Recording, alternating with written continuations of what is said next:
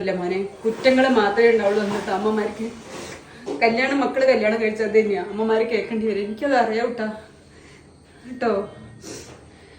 ഒന്നും ചിന്തിക്കാതെ അല്ല എന്നെ കൊണ്ട് പറ്റുന്ന കാര്യങ്ങൾ ഞാൻ ചെയ്തു വെക്കാം. പക്ഷെ നീ പറഞ്ഞ വാക്കുണ്ടല്ലോ, നിങ്ങൾ അമ്മയാണോ എന്നൊക്കെ ചോദിക്കാറില്ല. അതിന്റെ അർത്ഥം കച്ചറുണ്ടാക്കേണ്ട ആവശ്യം എന്താണുള്ളത്?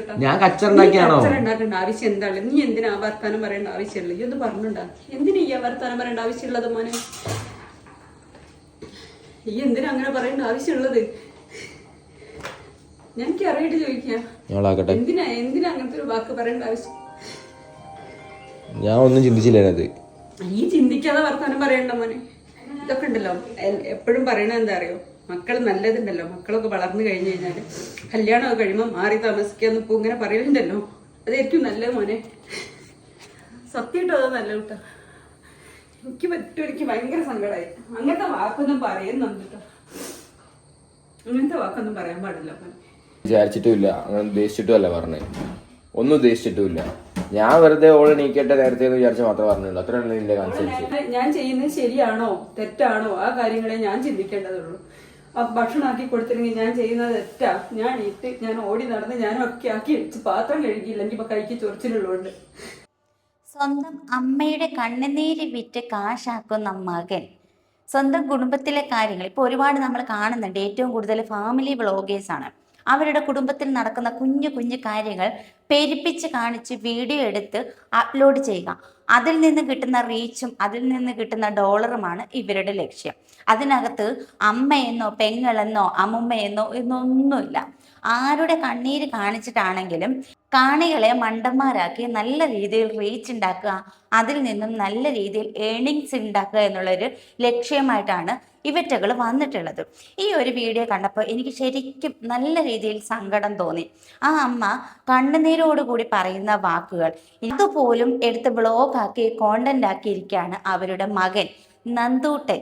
നിങ്ങൾക്കറിയാമായിരിക്കും, നിങ്ങൾ ഇവരുടെ വീഡിയോസ് ഒക്കെ കാണുന്നതായിരിക്കും. അവന്റെ ഭാര്യ പോകുന്നതിന് മുമ്പ് ഈ അമ്മ അടുക്കളയിലെ എല്ലാ കാര്യങ്ങളും നോക്കും. അവൾക്ക് പോകാനുള്ള ഫുഡ് വരെ ഉണ്ടാക്കി കയ്യിൽ കൊടുക്കുന്ന അമ്മായിയമ്മയാണ്.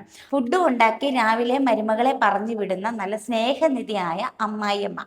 നമ്മുടെയൊക്കെ ഭാഷയിൽ പറഞ്ഞാൽ അന്ന് ലേറ്റായി പോയി, മരുമകളെ വിളിക്കാൻ കഴിഞ്ഞില്ല. അതിൻ്റെ ശകാരമാണ് മകന്റെ വക.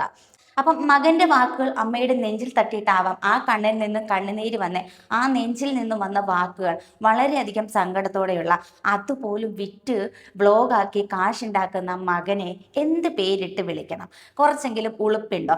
ഇപ്പൊ ഈ ഒരു വിഷയം തന്നെ ഒരുപാട് പേരെടുത്തിട്ട് റിയാക്ട് ചെയ്തിട്ടുണ്ട്. പക്ഷേ നമ്മളൊക്കെ റിയാക്ട് ചെയ്യുന്നതനുസരിച്ച് ഇവരുടെ ചാനലിന് റീച്ച് കൂടുകയാണ്, ഹൈപ്പ് കൂടുകയാണ്. അപ്പോൾ അത് തന്നെയായിരിക്കാം ഇവരുടെയൊക്കെ ഉദ്ദേശം. ഇത്രയധികം പ്രശ്നങ്ങൾ ഉണ്ടായിട്ട് അതിനൊരു ക്ലാരിഫിക്കേഷനോ അല്ലെന്നുണ്ടെങ്കിൽ ആ വീഡിയോ റിമൂവ് ചെയ്യുകയോ ചെയ്തിട്ടില്ല. അപ്പോൾ നമ്മൾ ഒരുപാട് ഇങ്ങനെ കണ്ടിട്ടുണ്ട് ഇതുപോലെ അടുക്കള കാര്യങ്ങൾ, ബെഡ്റൂം കാര്യങ്ങൾ, അങ്ങനെ പല കാര്യങ്ങൾ പ്രേക്ഷകരെ കാണിച്ച് ഉളുപ്പില്ലാതെ കാശുണ്ടാക്കുന്ന ഒരുപാട് ഫാമിലി വ്ളോഗേഴ്സിനെ നമ്മൾ കണ്ടിട്ടുണ്ട്. ഇപ്പോൾ അത് കൂടി വരികയാണ്. ഭാര്യയുടെ ഗർഭം, അമ്മായിയമ്മയുടെ കണ്ണുനീര്, ബെഡ്റൂം ആദ്യ രാത്രി പാലും കൊണ്ടുപോകുന്ന രംഗങ്ങൾ, അങ്ങനെ സകല കാര്യങ്ങൾ നമ്മുടെ വീട്ടിലെ കുഞ്ഞു മക്കൾ അപ്പിയിടുന്നത് പോലും എടുത്തിട്ട് വീഡിയോ ആക്കി കണ്ടന്റ് ആക്കി ചെയ്യുന്ന ഒരുപാട് വ്ളോഗേഴ്സ് ഇങ്ങനെ പെരുകുകയാണ്. സത്യം തന്നെ എനിക്കിങ്ങനെ ഞാൻ പണ്ടും പറഞ്ഞിട്ടുണ്ട്, ഇങ്ങനെ ഫാമിലി കാര്യങ്ങൾ എടുത്തിട്ട് വ്ളോഗാക്കി ഇങ്ങനെ ഇടുന്നതിനോട് എനിക്ക് താല്പര്യമില്ല. കാരണം എന്ന് വെച്ചാൽ നമ്മുടെ കുടുംബത്തിൻ്റെ അകത്ത് നടക്കുന്ന കാര്യങ്ങൾ മറ്റുള്ളവർ ചർച്ചയ്ക്ക് വെക്കേണ്ട ഒരു അവസ്ഥ നമ്മളായിട്ട് തന്നെയാണ് കൊണ്ടിട്ട് കൊടുക്കുന്നത്. ഇന്ന് പണ്ടത്തെ പോലൊന്നുമല്ല. ഇന്ന് നമ്മുടെ വീട്ടിലെ കുഞ്ഞു മുതൽ അമ്മുമ്മ വരെ ഈ വ്ളോഗിൻ്റെയൊക്കെ ഭാഗമാവുകയാണ്. അതാണിപ്പം നമ്മൾ കണ്ടുവരുന്നത്. കാരണം എന്ന് വെച്ച് കഴിഞ്ഞാൽ ഫേമസ് ആകും, കാശ് കിട്ടും, ലൈഫ് വേറൊരു സ്റ്റൈലിലേക്ക് പോകും, ഒരു സെലിബ്രിറ്റി പട്ടം തന്നെ കിട്ടും. ഇന്ന് ഒരുപാട് അമ്മൂമ്മമാർ വരെ ഇതുപോലെ വന്നിട്ടുണ്ട്. കൊച്ചുമക്കളും അമ്മൂമ്മമാരും തമ്മിലുള്ള വീഡിയോസ്, റീൽസ്, അമ്മമാരുമായിട്ടുള്ള പാചകം, കുക്കിങ്, വഴക്ക്, സന്തോഷം, അങ്ങനെ ഒരുപാട് കാര്യങ്ങൾ, ഭാര്യയുടെ പ്രസവം ലൈവായിട്ട് കാണിക്കുക, ഗർഭത്തിൻ്റെ പരിശോധന മുതൽ പ്രസവം വരെ ലൈവായിട്ട് കാണിച്ചു കൊടുക്കുന്ന, അങ്ങനെ ഒരുപാട് പുരോഗമനം വന്നിട്ടുണ്ട് ഈ വ്ളോഗേഴ്സ് കാരണം. ഒരുപാട് ആൾക്കാരാണ് ഈ ഒരു മേഖലയിലേക്ക് വന്നിട്ടുള്ളത്. ഇപ്പം നമ്മുടെ കേരളത്തിലെ പല കുടുംബങ്ങളും വ്ളോഗിൻ്റെ ഭാഗമായിരിക്കുകയാണ്, ഫാമിലി വ്ളോഗിൻ്റെ ഭാഗമായിരിക്കുകയാണ്. യാതൊരു കുഴപ്പമില്ല. പണ്ടൊക്കെ എന്ന് പറഞ്ഞാൽ നമ്മുടെയൊക്കെ വീട്ടിൽ ഒരു വഴക്കൊക്കെ നടക്കുകയാണെങ്കിൽ നമ്മൾ ആരെയും അറിയിക്കാതെ നമ്മളിങ്ങനെ പൊതിഞ്ഞു വെക്കും നമ്മുടെ വീട്ടിൽ തന്നെ. ഇപ്പം അടുത്തുള്ളവർ കേൾക്കരുത് എന്ന രീതിയിലായിരിക്കും നമ്മൾ സംസാരിക്കുന്നത്. പക്ഷേ ഇന്ന് അതിൽ നിന്നും വ്യത്യസ്തമാണ്. കാരണം ഇങ്ങനെയുള്ള കാര്യങ്ങൾ ഒരു ക്യാമറ വെച്ച് ഷൂട്ട് ചെയ്ത് എഡിറ്റ് ചെയ്ത് അപ്ലോഡ് ചെയ്യുക, അത് ഇപ്പം ഭയങ്കര അന്തസ്സായിട്ട് കാണുന്ന ഒത്തിരി ഫാമിലി വ്ളോഗേഴ്സ് ഉണ്ട്. പണ്ട് കാലത്ത് അയൽ വീടുകളിൽ വഴക്കിടുന്നത് നമ്മളിങ്ങനെ കൂട്ടം കൂടി നിന്ന് നോക്കുന്ന ഒരു അവസ്ഥയൊക്കെ ഉണ്ടായിരുന്നു. അതിൻ്റെ ഒന്നും ആവശ്യമില്ല. ഒരു ഫോൺ എടുക്കുക, ഓണാക്കുക, ഫാമിലി വ്ളോഗ്സ് അടിച്ചു നോക്കുക. അവിടെ അച്ഛനും മകനും തമ്മിലുള്ള വഴക്ക്, അമ്മായിയമ്മയും മരുമകളും തമ്മിലുള്ള വഴക്ക്, അങ്ങനെ സകല കാര്യങ്ങളും തുമ്മുന്നതും തുപ്പുന്നതും അപ്പിയിടുന്നത് പോലും വിറ്റ് കാശാക്കുന്ന വ്ളോഗേഴ്സ് ഈ യൂട്യൂബിൽ നമ്മൾ സെർച്ച് ചെയ്താൽ ഇഷ്ടം പോലെ കാണും. ഒരുപാട് ആരാധകരുമുണ്ട് ഇതൊക്കെ കാണാനായിട്ട്. സത്യം പറഞ്ഞാൽ എനിക്ക് പുച്ഛമാണ് നിങ്ങളുടെയൊക്കെ അടുക്കളയിൽ നടക്കുന്ന, ബെഡ്റൂമിൽ നടക്കുന്ന ഇതുപോലെയുള്ള നിങ്ങളുടെ മാത്രം സ്വകാര്യതകൾ വിറ്റ് കാശാക്കുന്നതിനോട് പുച്ഛം മാത്രമാണ്. ഇതിനെക്കാട്ടിലും എത്രയോ അന്തസ്സാണ്. നല്ല നല്ല റീലുകൾ ചെയ്യാം, നല്ല നല്ല കാഴ്ചകൾ കാണിക്കാം, എന്തെല്ലാം കാര്യങ്ങൾ.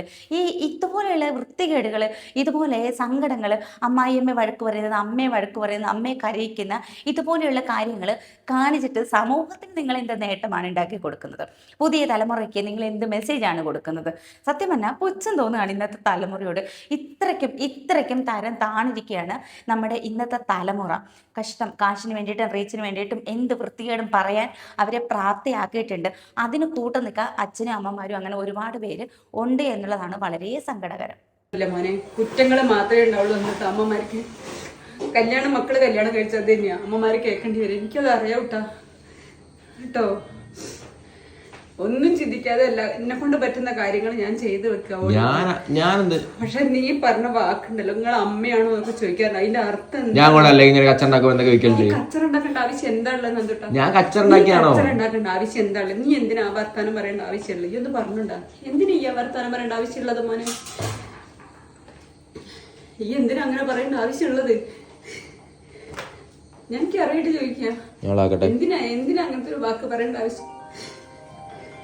ഞാൻ ഒന്നും ചിന്തിച്ചില്ല. ഈ ചിന്തിക്കാതെ വർത്താനം പറയണ്ട മോനെ.